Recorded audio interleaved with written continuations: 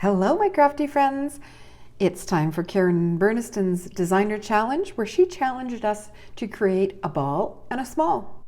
She now has 3 sizes of the ball pop-ups. There is the surprise ball pop-up, there's the bitty ball pop-up, and now there is the new mini ball pop-up. So the idea was to make one of the animals. There's also lots of add-ons for the balls, and those add-ons coordinate with some of the little animal dies. By Karen Burniston. I did take some creative liberty with that challenge of using an animal, and instead for the small, I chose the bee from the new Flutter Charms and made a bee for my ball. So I have my ball and my small. On my blog, I have the whole design team linked on the right-hand side. You'll be able to click there and you can get to my blog from the link in the description box, and you can check out what the rest of the design team created for this ball and small challenge. So this one is a smaller card. It's an A2 card. I'm sure the design team will make some really great samples with the animals and probably a stacked ball. My goal with this card was to show you that you can still make a very fun card with just a single ball. So some of the details. The card is held closed with magnets. I have a magnet here and here, and also underneath this paper panel. They're nice and thin and it holds it very snugly. The pattern paper is an older pattern paper from my stash, My Mind's Eye, The Sweetest Thing. This is one of my favorite pattern papers, and I never seem to make a dent in that package at all. The front of the card has got hugs with a shadow. That comes with the word set 14 hugs. And there's also the honeycomb that comes with the Flutter Charms, which is part of the new release. I'm filming this in mid-March and I don't have the release information yet, but it will be in the description box below and also on my blog. So the bee comes from the new Flutter Charms, and there's a dragonfly with a layer. There's the honeycomb, a couple of flowers, a butterfly with a butterfly body, and then the bee is in 3 parts, which is very cool. You cut the bee itself from black cardstock, add the yellow body, and then the wings you can cut from white or vellum or layer them. And I add just a little bit of shimmer with Wink of Stella or shimmer spray. And the You're Sweet is also from Karen Burniston, and I cut it from a scrap of the patterned paper. I used the crosshatch rectangles because this is an A2 sized card. I was able to use the crosshatch rectangles, which come in alternating crosshatch and straight edges. I've used both on my card. The little signing block here, that is from the new landscape rectangle accordion. It just makes a nice size block to sign. And then there is the mini ball pop-up.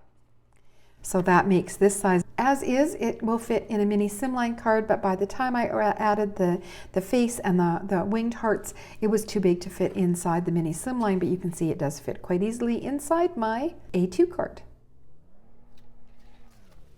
The wings I created from the crosshatch hearts. You can see I layered 2 of them here and with thin foam tape, and they also got a spritz with shimmer spray. There's another one of the bees there. There's a bee there with the honeycomb and another bee. And then this cool flap is from the new long flap enclosure. It has a layering die. It has a score line so you can create a gusset if you need, if you've made 2 balls or stacked 3 balls and you've got some width to your card. And then she also has arrows so you can cut it to fit different sizes of cards. I didn't end up needing an arrow on this one. You can see how it's attached here. I just centered it onto my card base and then used scissors to cut it evenly. But I do like that it has that layering piece. If you follow me, you know I love layering dies. And the layering dies, of course, make it very easy to disguise those magnets underneath. The face, I wanted something kind of a little bit fuzzy, so I went to the circle charm pop-up and got the scalloped circle from that. The eyes all came from the mini ball pop-up, as did the little owl hair tuft. And the antenna is from the add-on. It is the monkey ball add-ons 2. So I used the monkey tail for the antenna.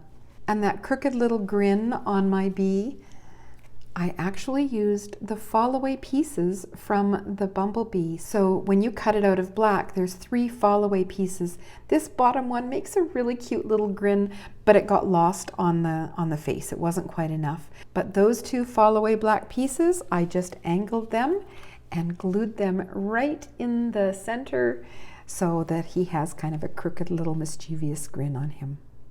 I did some detailing with a gel pen and my card was done.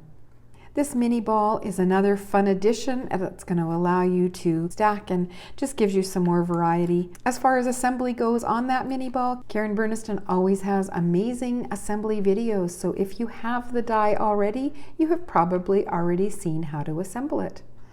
There is a little stinger on the back. It's hard to see in the video, but I used one of the hearts from the mini ball pop-up to make the little stinger there. Again, the card does fold down flat. I used a number 12 elastic, looped around as Karen shows in her assembly video, so that's the same size elastic band that we used for the bitty ball pop-up. If you enjoyed my card today, please give it a thumbs up. That really does help me out on YouTube. Subscribe to see more, and make sure you check out what the rest of the design team came up with. You can get to their blogs from mine. Mine is linked in that description box below, and Karen will have her project with the ball and small theme, and I can't wait to see what she comes up with. And that's it for me today.